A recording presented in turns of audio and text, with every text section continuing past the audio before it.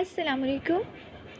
آپ سب کو میرے یوٹیوب چینل کہانی گھر میں خوش آمدید۔ آج کی اس ویڈیو میں ہم ناول آنچل کی اوٹ کی ایپیسوڈ نمبر 8 سنیں گے۔ عبد بہت بدل چکا تھا۔ وہ بالکل پہلے کی طرح اظہر کے راستے میں کھڑا رہتا تھا۔ اسے اپنی محبت کا یقین دلانے کا کوئی موقع ہاتھ سے نہیں جانے دیتا تھا۔ اس نے اظہر کے طویل جبر کو کچھ ہی دنوں میں توڑنے کی بھرپور کوشش کی۔ وہ نہ چاہتے ہوئے بھی اس کے قریب ہونے لگی تھی، مگر اس نے فیصلہ کر لیا تھا کہ جس طرح اس نے 1 سال تک عبد کو خود سے دور رکھا تھا، وہ اب بھی اپنی کوشش جاری رکھے ہوئے تھی۔ تحریم نے بھی عبد سے ہونے والی تبدیلی کو محسوس کر لیا۔ وہ پہلے سے کافی حد تک بدل چکا تھا۔ گو کہ وہ اس سے باتوں باتوں میں مطمئن کر دیتا تھا، لیکن شک نے اس کے دل میں بیج بو دیا تھا۔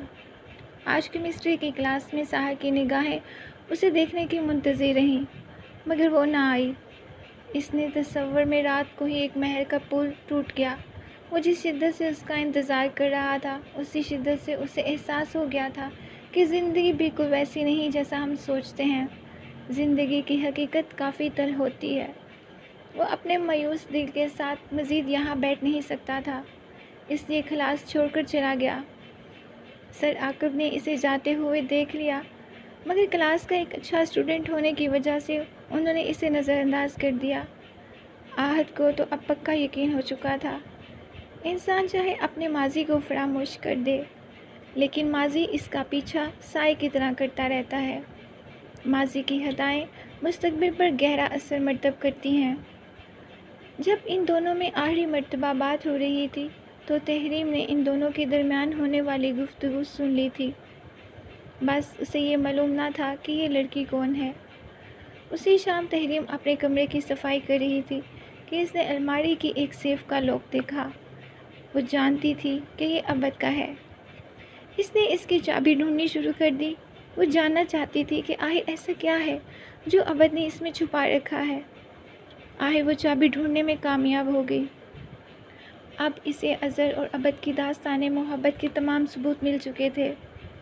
اس نے وہ تحریر بھی تھی جو آخری مرتبہ اظہر نے عبد کو دی تھی، جس پر اظہر کا نام لکھا ہوا تھا۔ اس کی آنکھیں بے اختیار چھلک پڑیں۔ دل ذہن پریشانی کے عالم میں دو متوازوں کی طرف کھینچنے جا رہا تھا۔ ایک پل اسے یقین دلاتا کہ یہ جھوٹ ہے، اور دوسرا پل اسے ثابت کرتا کہ نہیں، یہ جو کچھ ہے یہی سچ ہے۔ وہ اسی کشمکش میں اپنے ہاتھوں سے نکلی جا رہی تھی۔ کتنا بھروسہ تھا اسے اپنی محبت پر اور اپنے آپ پر، مگر وہ سوچ بھی نہیں پا رہی تھی کہ یہ سب کیا ہے اور کیوں ہے۔ اس نے سیف میں پڑی ہوئی تمام چیزیں اٹھا کر زور سے دیوار پر پٹک دی اور چلانے لگی، عبد تم نے تحریم کے بھروسے کو توڑ دیا۔ وہ چیخ چیخ کر اپنا دکھ کا اظہار کر رہی تھی۔ اتنی دیر میں عبد کمرے میں داخل ہوا اور ارد گرد بکھری چیزوں کو دیکھ کر سمجھ چکا تھا کہ تحریم اب اس کی محبت کی داستان سے بے خبر نہیں رہی۔ وہ فوراً تحریم کے پاس آیا۔ پلیز تحریم، مجھے غلط مت سمجھنا۔ اس نے تحریم کو سمجھانے کی کوشش کی۔ میری ذات کا محور صرف اور صرف آپ کی محبت ہے، مگر اب مجھے لگ رہا ہے جیسے میری روح میں میرے ساتھ، میرے وجود کے ساتھ کسی نے دھوکہ کیا ہے۔ میرے جینے کا کوئی مقصد باقی نہیں رہا۔ میں شاید زندہ لاش ہوں جو اپنے بچوں کی ہاتھی سانسوں کی ڈوری سے بندھی ہوئی ہے۔ عبد کو لگا شاید اسی وقت تحریم اس بات کو سمجھ نہیں پائے گی۔ وہ لاپرواہی کا مظاہرہ کرتے ہوئے وہاں سے چلا گیا۔ اسے افسوس ضرور تھا کہ اس نے اظہر کے ساتھ ساتھ تحریم کا بھی بھروسہ توڑ دیا۔ ویسے بھی ہمارے معاشرے میں مرد کو کھلی چھوٹ دے رکھی ہے، وہ چاہے جو کرے، اس سے پوچھنے والا کوئی نہیں۔ ہاں، مگر عورت پر سوال اٹھانے والے ہر پل تیار بیٹھے رہتے ہیں۔ اظہر کی زندگی میں بھیانک طوفان آ چکا تھا۔ ہر سوال کا جواب اب اسے ہی دینا تھا۔ عبد تو ہر جرم سے بری ہو چکا تھا۔ وہ سوچ رہا تھا جیسے ہی معاملہ ٹھنڈا ہو جائے گا وہ اسے سمجھا لے گا، مگر نتیجہ اس کی امید کے برعکس ہوا۔ تحریم اس درد کو اپنے اندر نہ سمو سکی، اور وہ اس کی زندگی عبد سے ہی ہے تو اسی طرح سے ہی۔ اس نے دنیا کی ہر خوشی ایک ہی شخص میں دیکھی تھی، جو بہار بن کر اس کی زندگی میں آیا تھا اور خزاں بن کر زندگی کی ہریالی ختم کر دی تھی۔ ابد خود سے دور جاتا ہوا نظر آ رہا تھا۔ سمجھ نہیں پا رہی تھی کہ آخر کمی کہاں رہ گئی اس کی چاہت میں کہ ابد کو کسی اور کی ضرورت پڑ گئی، کہیں وہ مجھ سے چھین ہی نہ جائے۔ اب یہ خدشہ اسے پریشان کیے ہوا تھا۔ خاموش آنسو سارا دن بہتے رہے۔ وہ کسی بھی قیمت پر اسے کھونا نہیں چاہتی تھی۔ ایک وہی تو سرمایہ تھا زندگی کا۔ اس کے ڈر کی آڑ میں اس نے ساری باتوں اپنی ساس کو بتا دی۔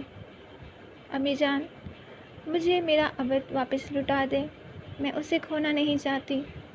وہ التجا کرتے ہوئے ان کے گلے لگ گئی۔ تم پریشان نہ ہو، جب تک میں ہوں تمہارا حق کوئی نہیں مار سکتا۔ آنے دو ابد کو، اس کو تو میں خود ٹھیک کر لوں گی۔ وہ بھی اپنے بیٹے کی حرکات سے خوب واقف تھیں۔ پھر جب ابد گھر آیا تو امی جان نے اس کو خوب سنائی۔ تم اپنی حرکتوں سے باز نہیں آنے والے، میں تو تھک گئی ہوں تمہیں سمجھاتے سمجھاتے۔ شاید غصے میں بول رہی تھی۔ کون ہے وہ بے غیرت لڑکی جو ایک شادی شدہ مرد سے تعلق رکھے ہوئے ہے؟ اس سے بڑے بے غیرت تم ہو جو اپنی بیوی کے ہوتے ہوئے ہر بار منہ کے پھل گرتے ہو۔ ابد ندامت سے خاموش کھڑا رہا۔ اسے توقع نہیں تھی کہ آج امی جان کو وہ بتا دے گی۔ اگر تمہیں ہمارا خیال نہیں تو اپنے بچوں کا ہی خیال کر لو، اسے تو میں ابھی پوچھتی ہوں۔ نہیں امی جان، آپ اسے کچھ نہیں کہیں گی، میں آپ کو اب کبھی شکایت کا موقع نہیں دوں گا، مگر اس سے کچھ نہ پوچھیے گا۔ اس نے التجا کی۔ نہیں، اسے تو میں پوچھتی ہوں، وہ زیادہ معصوم بنتی ہے۔ نہیں امی جان، میں اپنے بچوں کے سر پر ہاتھ رکھ کر کہتا ہوں کہ اب آپ کو کبھی شکایت کا موقع نہیں ملے گا۔ اس نے قسم کھا لی اور وہاں اس کی سزا ختم ہو گئی۔ مگر اظہر کی سزا ابھی شروع ہوئی تھی۔ جب ابد کی والدہ نے اسے روجا کے گھر بلوایا، مگر اظہر نے ماننے سے انکار کر دیا۔ وہ انہیں یقین دلانے کی کوشش کی اور وہ بلا وجہ اس پر شک کر رہے ہیں۔ جب تحریم کو بتایا گیا کہ وہ کسی بھی صورت میں ماننے کو تیار نہیں، پھر تحریم نے سب کچھ اپنے ساس سسر کے سامنے پیش کر دیا۔ اب انہیں یقین ہو گیا تھا کہ اس سے پہلے وہ اظہر کو نیک اور سلجھی ہوئی لڑکی سمجھتے تھے، پھر وہ تمام چیزیں اظہر کے سامنے پیش کر دی گئی۔ وہ آج اسی مقام پر کھڑی تھی۔ اگر مان لیتی تو بھی ذلت، رسوائی اس کے نصیب میں تھی، اور اگر نہ مانتی تو بھی سب جانتے تھے۔ مگر اس نے جھوٹ کا سہارا لیتے ہوئے انکار کر دیا اور شرط رکھی کہ میں وہ لڑکی نہیں ہوں، تو تمہارے شوہر کو میرے سامنے آ کر یہ کہنا پڑے گا۔ ضروری نہیں کہ دنیا میں ایک ہی لڑکی اظہر ہے۔ اس نے فی الحال بچی کبھی کچی عزت کو بچانے کی کوشش کی۔ تو ٹھیک ہے، اگر تم یہ چاہتی ہو کہ وہ تمہارے منہ پر آ کر کہے تو اسے ضرور کہنا پڑے گا، ورنہ مجھے اور میرے بچوں کو چھوڑنا پڑے گا۔ اسے ابھی اور غصہ آ رہا تھا، ایک تو چوری، اوپر سے سینہ زوری، مگر وہ نہیں جانتی تھی کہ اسے ہر وار سے بچانے کے لیے کسی نے اپنا سب کچھ داؤ پہ لگا دیا ہے۔ مرد تو ہوتے ہی ایسے ہیں، کوئی بھی لڑکی انہیں لفٹ کروائے گی تو اس کی طرف متوجہ ہو جائیں گے۔ تمہیں کم از کم کچھ حیا ہونی چاہیے کہ تم نے ایک شادی شدہ لڑکی کے ساتھ اس کی زندگی برباد کی، اس کے شوہر سے تعلق رکھا۔ کافی تلخ باتیں سننے کے بعد وہ گھر آ گئی۔ آج وہ خود سے بھی شرمندہ تھی۔ اس نے سب کے سامنے جھوٹ بولا، مگر اس کے پاس کوئی چارہ نہ تھا۔ اظہر کو اب تحریم سے ہمدردی ہونے لگی تھی، کیونکہ کوئی بھی عورت اپنے شوہر کی زندگی میں کسی دوسری عورت کا نام برداشت نہیں کر سکتی، مگر دوسروں پر انگلی اٹھانے سے پہلے انسان کو اپنے گریبان میں بھی جھانک لینا چاہیے۔ اس شخص نے اسے اس موڑ پر لا کر کھڑا کر دیا تھا جہاں اس کے کردار پر اٹھنے والی انگلیاں چاہ کر بھی وہ نہیں روک سکتی تھی۔ وہ ان انگلیوں کو نہ صرف اٹھ رہی تھی بلکہ اس کے معصوم والدین کو بھی نشانہ بنا رہی تھی۔ جب وہ اپنے والدین کے چہروں پر نظر سے دیکھتی تو لوگوں کی باتوں کو تصور سے اس کے وجود میں کپ کپی طاہر ہونے لگتی۔ وہ اپنے آپ کو یکدم خاک میں ملتا ہوا محسوس کر رہی تھی۔ وہ ہجر کی ساری تلخیاں بھول چکی تھی، بس ایک خیال زندہ تھا، جس عزت کو بچایا وہ خاک میں مل چکی ہے۔ اگرچہ خطا ہم دونوں کی ہے، تو جواب وہ صرف اکیلی ہی کیوں دے؟ یہ وہ سوال تھا جس کا جواب اس کے پاس بھی نہیں تھا۔ شاید ہمارے پاس کچھ بھی نہیں۔ پھر یہ کیا ہوا کا جھونکا طوفان کی روش اختیار کرنے لگا۔ یہ باتیں سارے محلے میں ایسے شہرت حاصل کر گئی جیسے اس کے علاوہ باقی سب معصوم ہیں۔ تحریم نے بھی اس کی عزت اچھالنے میں کوئی کسر نہ چھوڑی۔ سب سے زیادہ حیرت اسے اس وقت ہوئی جب اس کی کالج کی فرینڈ نے بتایا کہ تحریم نے اسے اپنے گھر بلوایا اور سارے قصے سے آگاہ کیا۔ اس کی زبان سے یہ سن کر اس کی آنکھیں ندامت سے جھک گئیں۔ یہ دن اس کے لیے کتنے کربناک تھے کہ وہ اس کا اندازہ لگانا کسی عام شخص کے لیے آسان نہ ہوگا۔ لوگوں کی زبان پر طرح طرح کی باتیں تھیں۔ ہاتھی کے دانت کھانے کو اور دکھانے کو، اور بے حیا عورت کو ایک شادی شدہ مرد کے ساتھ تعلق رکھتے ہوئے شرم نہیں آئی، نمازیں تو ایسے پڑھتی ہے جیسے اس سے نیک اس دنیا میں کوئی نہیں، وغیرہ وغیرہ۔ اظہر خود بھی اپنی نظروں سے گر چکی تھی۔ اس نے اپنے والدین کی عزت و آبرو کو خاک میں ملا دیا تھا، اس نے اپنی روح کا چین قربان کر دیا۔ اگر اس دنیا فانی میں انسان کے لیے سب سے زیادہ تکلیف دہ کوئی بات ہے تو وہ یہ ہے کہ کسی نظروں سے گرنا۔ برستی آنکھوں میں وہ صرف ایک ہی خواہش تھی، کاش کوئی اس کی نیت دیکھ سکتا۔ اس نے کبھی تصور میں بھی تحریم سے اس کا حق چھیننے کی کوشش نہیں کی، بلکہ ہر بار اس کی وکالت میں اپنی ہر خواہش کو دفن کر دیا۔ اب ازل مضبوط ضبط کو حد کو پار کر رہی تھی۔ اسے جب رسوائی ملی تو اس نے سوچ لیا تھا کہ ابد کو بھی رسوا ہونا پڑے گا۔ وہ اب خود کلامی کر رہی تھی۔ وہ جو میرے لیے ساری دنیا چھوڑنے کا دعویٰ کرتا تھا، اب وقت آ گیا ہے کہ وہ ان دعووں کو عملی جامہ پہنائے، چاہے اسے میری عزت بچانے کے لیے اپنی خوشیاں قربان ہی کیوں نہ کرنی پڑے۔ مگر پھر ان دو معصوم بچوں کے چہرے اس کی آنکھوں کے سامنے آ گئے۔ اس نے اور ایک ستم سہنے سے اپنا ارادہ گریز کر لیا۔ اب ابد کی خاموشی میں خاموش ہو گئی، وہ خاموشی جس میں طوفان کی صدا تھی۔ وہ ایک باوفا شخص کی لاپرواہی کی سزا ان معصوم بچوں کو نہیں دینا چاہتی تھی۔ اسے ڈر تھا کہیں ان بچوں کی خوشیاں اس کی خود غرضی کی بھینٹ نہ چڑھ جائیں۔ مگر نہ جانے کیوں انسان قسمت کے ہاتھوں کھلونا بنتے ہوئے بے بس ہو جاتا ہے۔ وہ خاص کر ان لوگوں کو دوسروں کے لیے احساس کا جذبہ رکھتے ہیں، اکثر ان کی سادگی کے ساتھ اتنا ہی برا سلوک کیا جاتا ہے۔ زندگی ان کے لیے کڑا امتحان بن جاتی ہے۔ کومل تک یہ تمام باتیں اٹھتی اٹھتی پہنچی تو وہ ازل سے ملنے آ گئی۔ ازل، تمہیں اندازہ ہے کہ لوگ کس طرح کی باتیں کر رہے ہیں؟ مجھے معلوم ہے، مگر مجھے کچھ سمجھ نہیں آ رہا کہ یہ سب کیا ہو رہا ہے۔ میں نے تمہیں کہا تھا نا کہ اس شخص پر اعتبار نہ کرنا، مگر تم نے میری ایک نہ سنی۔ وہ افسوس سے بول رہی تھی۔ مجھے کچھ پتہ ہی نہیں تھا کب کیسے کیا ہو گیا۔ وہ صورتحال سمجھنے سے قاصر تھی۔ تم نے اس کی کال ریسیو کیوں کی؟ کیونکہ اس کی کسی بھی بات کا رسپانس دیا؟ یا مجھے کیا معلوم تھا کہ بات یہاں تک پہنچ جائے گی؟ دراصل اس کے دعووں نے میری رگ کو ہاتھ رکھ دیا، اس لیے میں نے اس کی طرف پلٹ کر دیکھنا شروع کر دیا، مگر اس کا ہرگز یہ مطلب نہیں تھا کہ میں نے واپسی کا ارادہ کر لیا تھا۔ اچھا، تو اب تمہیں اسے آزما لینا چاہیے۔ بات تو ویسے بھی کھل چکی ہے، اتنی محبت ہے تو اسے تمہارے لیے سب کچھ چھوڑنا پڑے گا۔ نہیں نہیں کومل، میں ایسے اتنی خود غرض ہو جاؤں کہ میں دوسری عورت کا گھر تباہ کر کے اپنا بسا لوں؟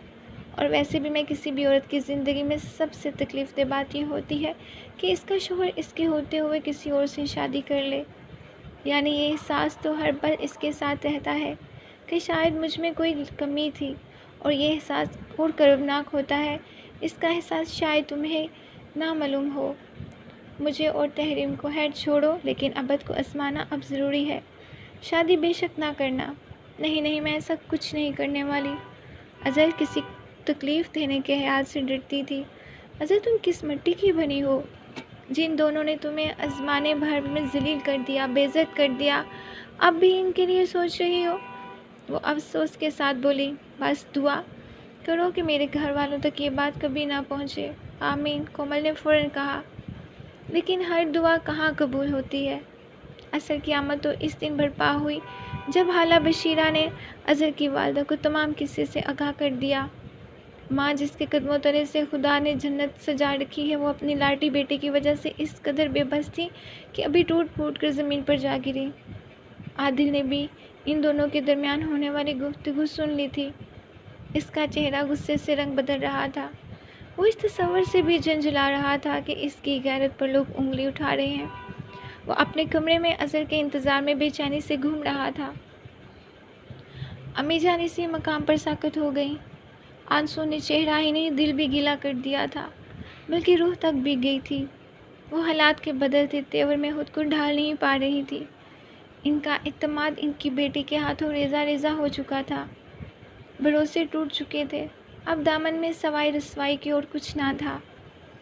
اظہر کالج سے واپس آئی تو امی جان کو اس حالت میں دیکھ کر حیران رہ گئی۔ پھر ہمت پیدا کرتے ہوئے بولی، امی جان خیریت تو ہے نا؟ کاش میں نے تمہیں پیدا ہی نہ کیا ہوتا، تم پیدا ہوتے ہی مر جاتی تو شاید آج مجھے یہ دن نہ دیکھنا پڑتا۔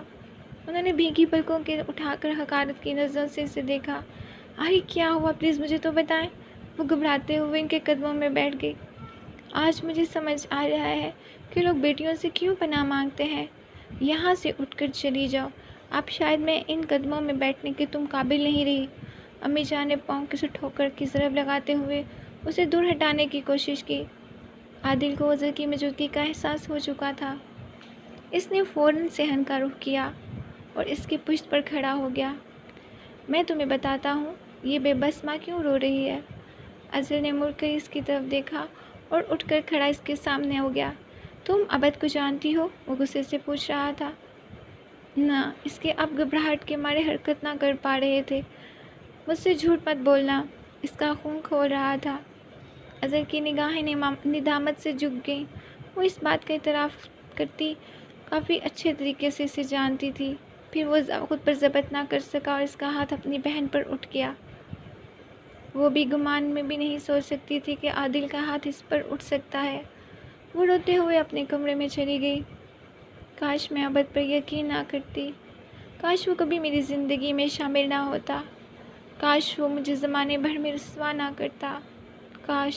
وہ رو رہی تھی اور سمندر میں ڈوبتی ہوئی اپنے ارد گرد کی ویرانے کو صاف دیکھ رہی تھی۔ آج اس گھر میں خاموشی چھا گئی تھی۔ اظہر کی والدہ نے کانوں میں اسی عورت کی آوازیں گونج رہی تھی، جبکہ عادل غیرت نے اسے بے چین کر رکھا تھا۔ اس گھر کا ہر فرد ایک عجیب اضطراب کی کیفیت میں تھا۔ تاہم اظہر کے والد اس معاملے سے لاعلم تھے اور گھر والے انہیں اس بات سے بے خبر رکھنا چاہتے تھے۔ اگر انہیں اس معاملے کی ذرا سی بھی بھنک پڑتی تو وہ اسے جان سے مار دینے سے بھی گریز نہ کرتے، اور ان کی عزت پر ہاتھ ڈال دینے والا شخص کوئی اور نہیں تھا۔ عادل نے سارا دن گھر پر گزار دیا اور باہر جانے سے کترا رہا تھا۔ اسے یقین ہو گیا تھا کہ اس کے دوست بھی اس قصے سے بے خبر نہیں ہوں گے۔ ندامت سے جھکی نگاہیں اس کا سامنا نہیں کرنا چاہتی تھی۔ وہ اپنی عزت کا جنازہ گھر میں ہی دفن کرنا چاہتا تھا۔ ابد کو شدت سے احساس ہونے لگا تھا کہ اس نے اظہر کو رسوا اور تحریم کا بھروسہ توڑ دیا ہے۔ وہ اس مقام پر تھا، اگر اظہر کا ساتھ دیتا تو اپنی تمام خوشیاں ختم ہو جاتی، اور اگر تحریم کا ساتھ دیتا تو اظہر کی رسوائی ہو جاتی۔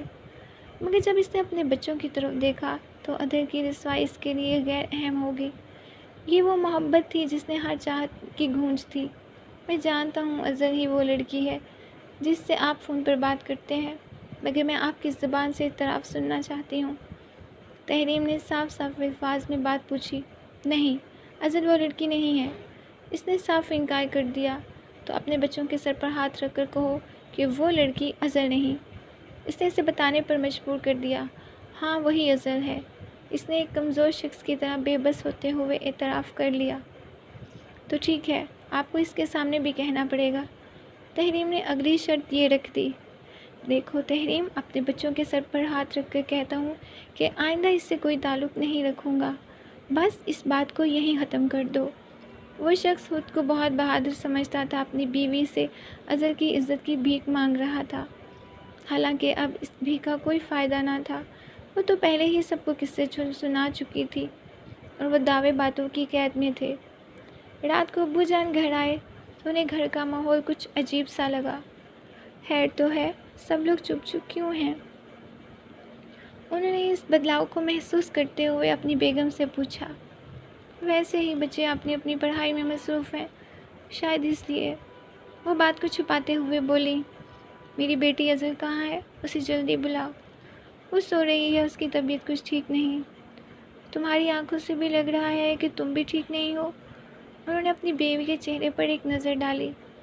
چلو تم دونوں کو باہر لے چلتا ہوں۔ نہیں نہیں، اظہر نے بھی دوا لے لی ہے اور میں بھی لے چکی ہوں۔ اگر کل تک آرام نہ آیا تو پھر ہم دونوں ڈاکٹر کے پاس چلے جائیں گے۔ چلو ٹھیک ہے، مگر پھر شکوہ نہ کرنا۔ اوکے۔ اب ابد کو بھی کافی یوں سامنا کرنا پڑا۔ جس آگ میں تحریم جل رہی تھی، اس کی تپش ابد کو محسوس ہونے لگی تھی۔ وہ کھانے کے انتظار میں ٹیبل پر بیٹھا تھا۔ کیوں کھانا نہیں کھایا؟ اس کی والدہ نے طنزیہ لہجے میں پوچھا۔ نہیں۔ جس سے فون پر بات کرتے ہو، جس سے ملتے ہو، اس نے کھانے کے لیے نہیں پوچھا؟ نہیں، وہ کہتی ہے کھانا اپنے گھر جا کر کھاؤ۔ ابد سارے معاملے کو مذاق میں اڑانا چاہتا تھا۔ شاید اس کے لیے یہ باتیں محض باتیں ہی تھیں۔ امی جان بالکل ٹھیک کہہ رہی ہیں، اس فون والی لڑکی سے کہو کہ کھانا لا کر دو۔ تحریم نے فوراً جواب دیا۔ ہاں تحریم ٹھیک کہہ رہی ہے۔ امی جان نے اس کی طرفداری کی۔ پھر تھوڑی دیر میں تحریم کھانا لے کر آئی۔ وہ سمجھتا تھا کہ وقت کے ساتھ ساتھ سب ٹھیک ہو جائے گا، مگر وہ اس بات سے بھی خبر تھا کہ اگر شک کے بیج بو دیے جائیں تو وہم کے آنسوں میں اگر ان کی نشوونما ہو تو اس شجر کے زیر سایہ بہت سی زندگیاں متاثر ہو سکتی ہیں۔ آخر اسی رات کے بعد صبح کا روشن ہوتا ناشتے کی ٹیبل پر تھا۔ امی جان نے عادل کو حکم دیا کہ وہ اظہر کو منع کر دے کہ وہ آج سے کالج نہیں جائے گی اور نہ ہی کسی سہیلی وغیرہ سے ملے گی۔ ٹھیک ہے امی جان، وہ کہتے ہوئے بغیر ناشتہ کیے اس کے کمرے میں چلا گیا۔ وہ اپنے کمرے میں اسی مقام پر بیٹھی تھی جہاں وہ کل شام آ کر بیٹھی تھی۔ پچھتاوے اتنی فرصت نہ دی تھی کہ وہ اٹھ کر بیٹھ سکتی۔ عادل کمرے میں داخل ہوا۔ اس نے امی جان کا پیغام دیا اور اظہر کا موبائل فون لے کر چلا گیا۔ اس کا لہجہ اب بھی کافی تلخ تھا۔ وہ خاموشی سے اسے دیکھتی رہ گئی۔ عادل بہت پریشان تھا۔ وہ اسی کشمکش میں تھا کہ اسکول جائے یا نہ جائے، کیونکہ وہ کسی کا سامنا نہیں کرنا چاہتا تھا۔ پھر ایک خیال نے اسے دروازے کا رخ کرنے پر مجبور کر دیا۔ آج نہیں تو کل اسے اسکول جانا ہی ہے۔ اس لیے اس نے اس اذیت کو سمجھا۔ اتنی دیر میں دروازے پر دستک ہوئی۔ وہ جانتا تھا کہ شامیر آ چکا ہے۔ وہ اس کا دوست تھا، دونوں اکٹھے اسکول جاتے تھے۔ عادل جس سے ملتا اسے یہی گمان ہوتا کہ وہ شاید اس کی بہن کے بارے میں سب جانتا ہوگا۔ وہ اپنی عزت میں الجھا ہوا تھا۔ کبھی کبھی کتنے بے بس ہو جاتے ہیں بہنوں کے بھائی۔ صبح ابو جان اظہر کے کمرے میں آئے۔ وہ ڈر سی گئی۔ کیا ہوا میری جان کو؟ انہوں نے پاس بیٹھتے ہوئے شفقت سے پوچھا۔ کچھ نہیں، بس طبیعت ذرا خراب تھی۔ اچھا تو اپنی آنکھیں تو بند کرو۔ کیوں بابا؟ وہ حیرت سے بولی۔ تم بند تو کرو۔ بابا کے اصرار پر اس نے آنکھیں بند کر لیں۔ اب آنکھیں کھولو۔ اس نے آنکھیں کھولی تو سامنے ایک ہلکے بورے رنگ کی ایک بڑی چادر تھی جس پر بہت خوبصورت کشیدہ کاری ہوئی تھی۔ کیسی ہے؟ یہ میں تمہارے لیے لایا ہوں۔ اس چادر کے سائے تلے خود کو ہمیشہ ڈھانپ کر رکھنا تاکہ کسی کی بری نظر بھی تم پر نہ پڑ سکے۔ بہت اچھی ہے۔ وہ ندامت سے دیکھتی رہی۔ چلو اب آرام کرو۔ آج عادل کے ساتھ ڈاکٹر کے پاس چلی جانا۔ وہ ہدایت کر کے چلے گئے۔ میں کتنی ظالم بیٹی ہوں جو اپنے والدین کی عزت کی حفاظت نہ کر سکی۔ وہ ندامت سے سر جھکائے بیٹھی رہی۔ اس نے فیصلہ کر لیا تھا کہ امی جان سے معافی مانگے گی، مگر امی جان نے تو ویسے ہی چپ سادھ رکھی تھی کہ وہ اس کی کسی بات کا جواب ہی نہیں دیتی تھی۔ آج ظاہر بھی اس کا انتظار کر رہا تھا، مگر آج بھی وہ نہ آئی۔ مگر جب کومل نے کلاس لی، ایک امید کی کرن تھی اس کے اظہر کے بارے میں پوچھے گا، مگر کیسے وہ نہیں جانتا تھا۔ 2 دن ایسے ہی گزر گئے۔ امی جان کو کچھ نہ کہنا اظہر کو اذیت دے رہا تھا۔ وہ امی جان کے پاس گئی۔ وہ کرسی پر بیٹھی عادل کی قمیض پر بٹن لگا رہی تھی۔ امی جان پلیز، مجھے معلوم ہے میری خطا معافی کے قابل نہیں، مگر مجھے کم از کم صفائی کا موقع تو دیں۔ وہ ان کے قدموں میں بیٹھ چکی، مگر دوسری طرف خاموشی چھائی رہی۔ امی جان پلیز مجھے معاف کر دیں۔ اس خاموشی کو ہمارے درمیان حائل نہ کریں۔ مگر دوسری طرف خاموشی کا تالا ٹوٹنے کا نام ہی نہیں لے رہا تھا۔ آپ چاہے مجھے جان سے مار دیں، چاہے مار مار کر لہو لہان کر دیں، چاہے میرے ٹکڑے ٹکڑے کر دیں، مگر پلیز یوں خاموش نہ رہیں، یہ سزا بہت تکلیف دہ ہے۔ وہ مسلسل التجا کر رہی تھی۔ امی جان کی آنکھوں سے بے ساختہ آنسو نکل آئے، مگر لب ساتھ نہ دے سکے۔ میں سبزی لینے جا رہی ہوں، میرے راستے سے ہٹ جاؤ۔ وہ اسے راستے سے ہٹاتے ہوئے چلی گئی۔ اظہر پھیلی آنکھوں سے انہیں دیکھتی رہ گئی۔ حالانکہ وہ باہر جانا نہیں چاہتی تھی، کیونکہ وہ جانتی تھی ہر زبان پر اظہر کا قصہ ہوگا، مگر وہ کب تک گھر پر چھپ کر رہ سکتی تھی؟ اور پھر کھانا پینا تو زندگی کے ساتھ ساتھ ہے۔ امی جان، میں آپ کی زبان سے اپنے لیے کچھ سننا چاہتی ہوں، چاہے وہ الفاظ کتنے ہی تلخ کیوں نہ ہوں، مگر ایک بار کچھ کہیں تو صحیح۔ وہ اسی مقام پر بیٹھی خود سے مخاطب تھی۔ امی جان گھر سے سبزی لینے چلی گئی، مگر ان کی منتشر ذہن حالہ بشیرہ کو انہیں بھلا نہیں پا رہا تھا۔